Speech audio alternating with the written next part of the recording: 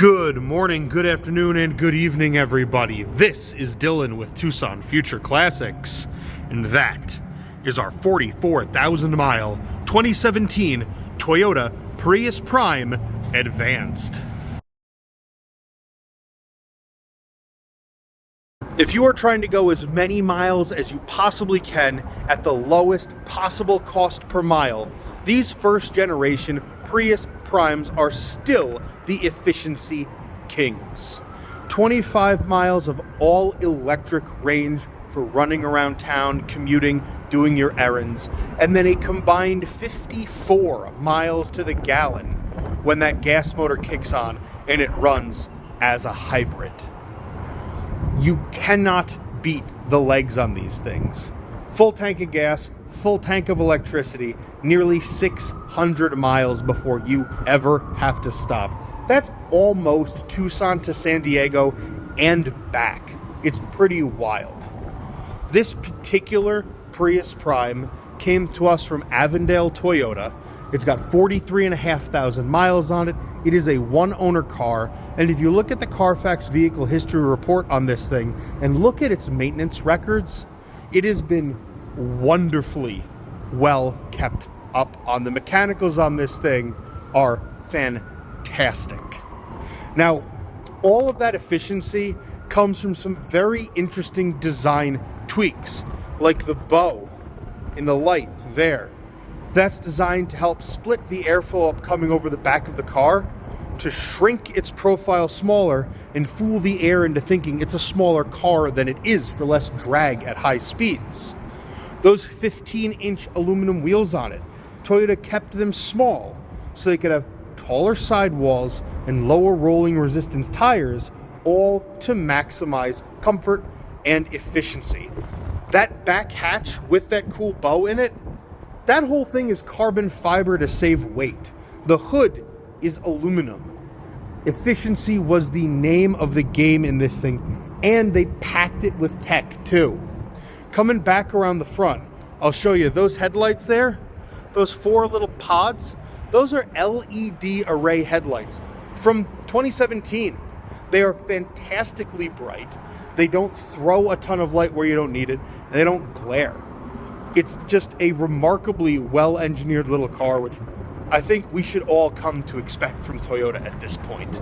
But let's get under the hood, in the back, and out for a spin. Up under the hood of the Prius. And you know what? This being a Prius, let's get nerdy with it.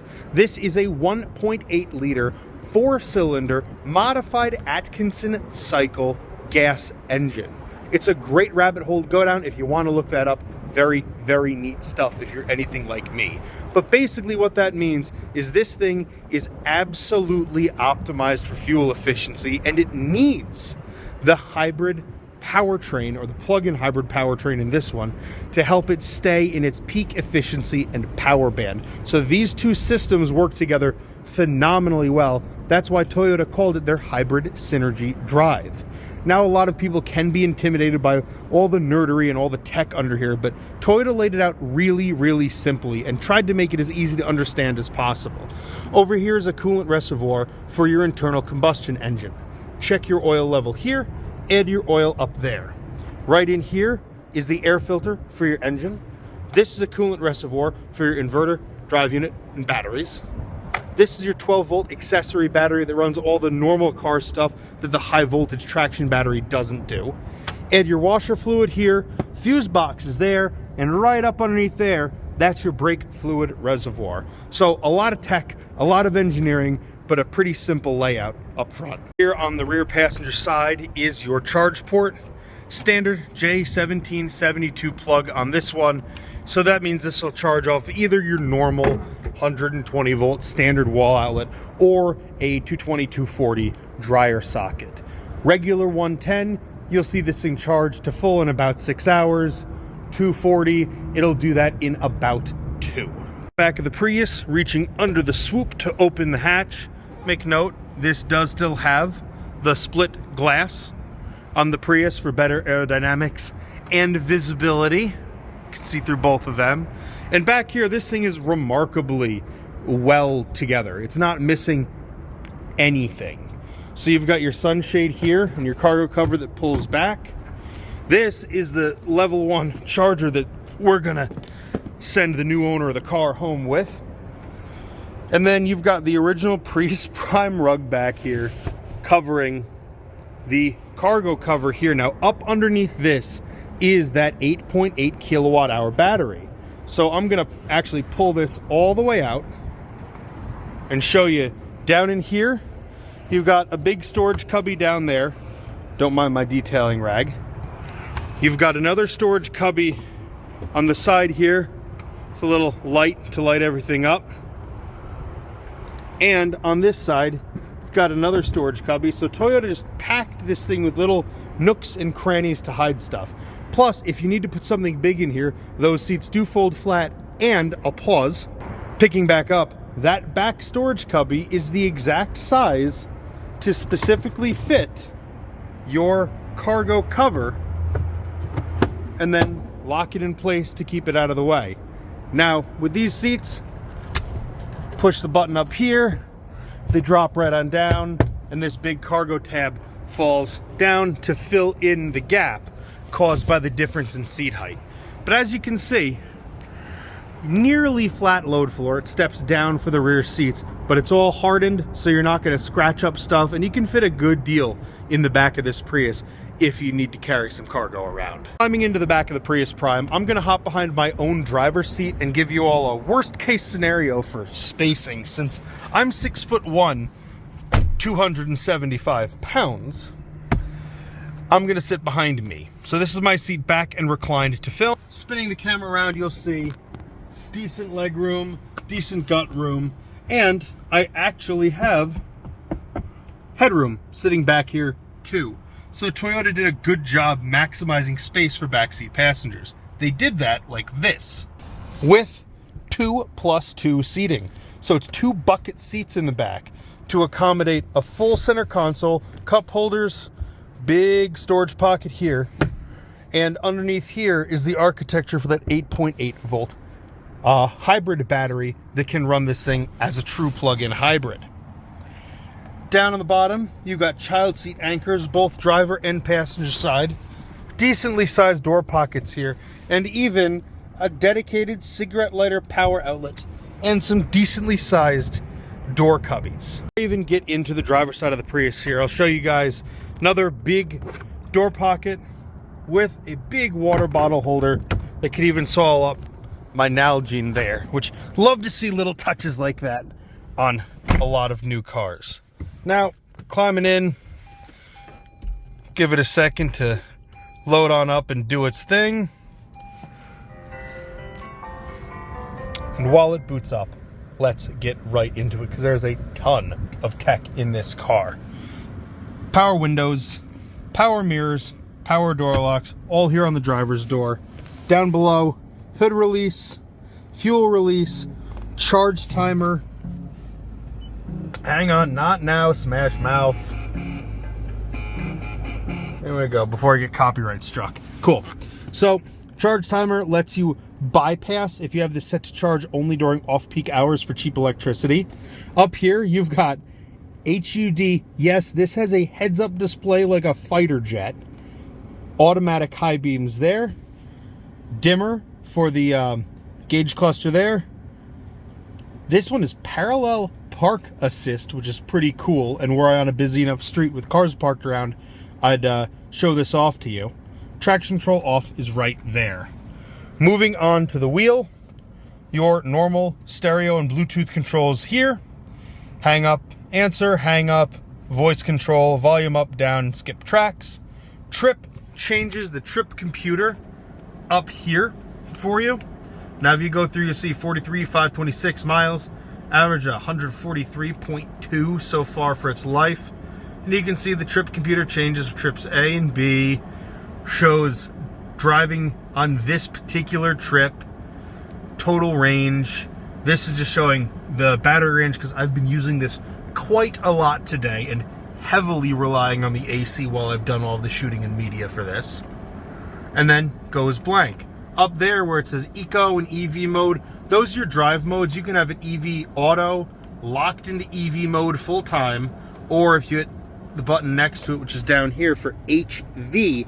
That's hybrid vehicle and electric vehicle, so you can change the mode from EV only to hybrid when you still have battery remaining. And this changes your drive modes between the usual fare of normal, power, and eco.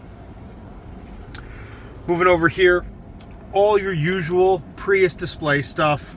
You've got your Prindle there, park, reverse, neutral, drive, and if you knock it from neutral or drive into B, that's your regenerative braking. Yes, yes, yes, I know there's a wall in front of me. Thank you, parking sensors. Speaking of them, those lights over there tell you that there's nobody in the passenger seat, so the passenger airbag is off. The blind spot monitors are on, the parking sensors are on, and the lane keep is engaged for when we're driving. Because this has got a full suite, and you access all that from here. Heated steering wheel, lane departure, following distance for the adaptive cruise, and your cruise control controls are right down here.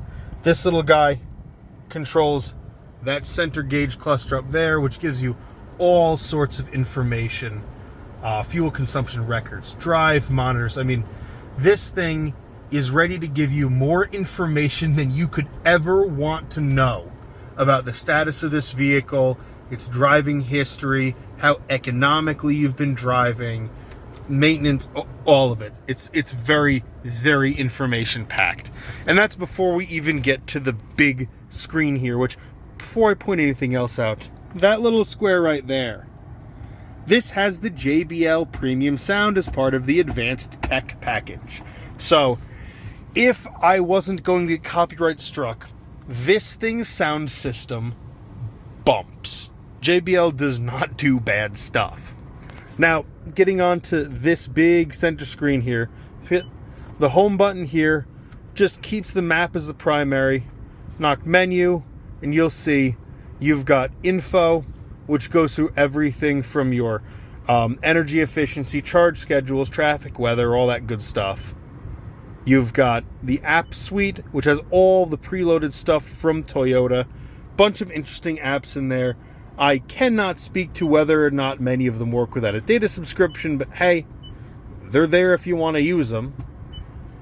Destination for the navigation, and then phone for your Bluetooth. And yeah, my other cell phone is Bluetooth to this, so you get AM, FM, XM, Bluetooth, all that good stuff. Going back to just the main screen here, hit down below for climate. That brings up everything here. This being a plug-in hybrid, but EV first, gas car second.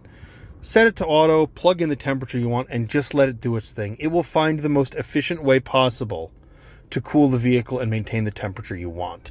One neat thing, though, is if you're driving this solo, that shuts air off to the passenger side, so you get all of the AC or heat, and they get none of it. Nothing's wasted over there. It's all for you. Moving down below that, there is that Prius Prindle. So, brake on, reverse, neutral, drive, and then brakes. Again, thank you for warning me about the wall, Toyota. I appreciate it. Driving mode buttons are, again, right there. Wireless charger for your cell phones down below that you can turn on and off with that little switch. Heated seat controls are tucked down here. Drivers are there. Passengers are over there. And the driver gets a little light to let them know if the passenger seat heater is on, because they can't directly see the button from up here. Over here in the center, you've got your 2 cup holders. Little pop-down tab in case you have a coffee mug in your cup holder. Line in and USB. Another charge port there, like a cigarette lighter style.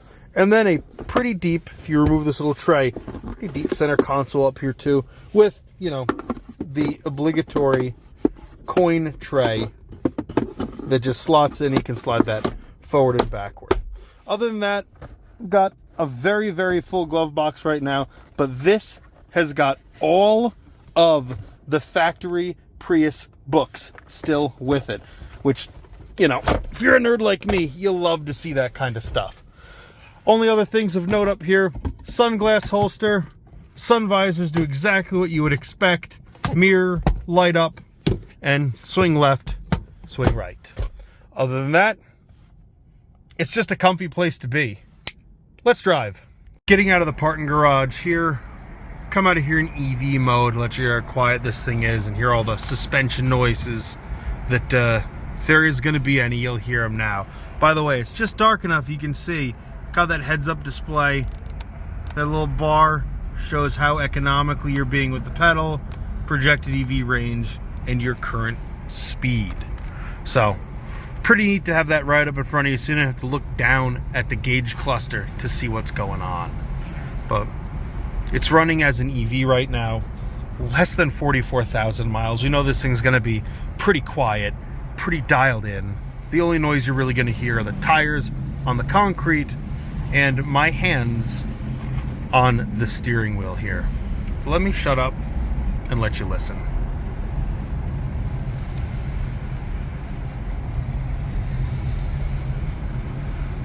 Give it a little squeeze of throttle and brakes. Nice. Oh, and one more thing. When you do go to park, this does have a backup camera with pretty decent resolution. It splits the screen for you here, and it beeps at you, a lot. But, you don't want to forget that you are in reverse. Also, excuse the refresh rate on my phone, not playing nicely with the screen here in the vehicle. It hits brake.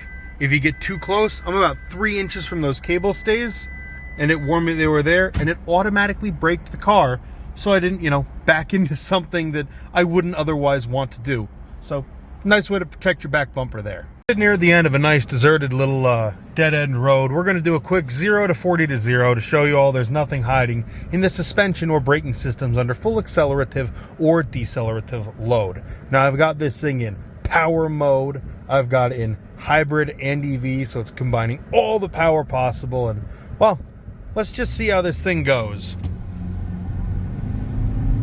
There. Electric motor helps it off the line. Gas picks it up. 40. ABS, right to a stop. No drama, as you would expect. Let's get up to speed on the highway here. Get that gas engine and that electric motor working together. You can see the gears, the gear in that transmission just lets this thing sit at its most efficient RPM and just pull you up to speed nice and easy. Now it's pretty packed right now here on I-10, closing in on rush hour. So, not sure just how quick of a speed we're going to get up to. But I'm going to try to get us over a lane or two here, find a little gap in traffic, and stretch this thing's legs some for you. Let you hear how this feels at real highway cruising speeds. So, dial in my following distance, set my lane departure on, and now we can just chill. I'm gonna push this all the way up to 80 and let you listen to how good the airflow is over this thing and how quiet it keeps the inside.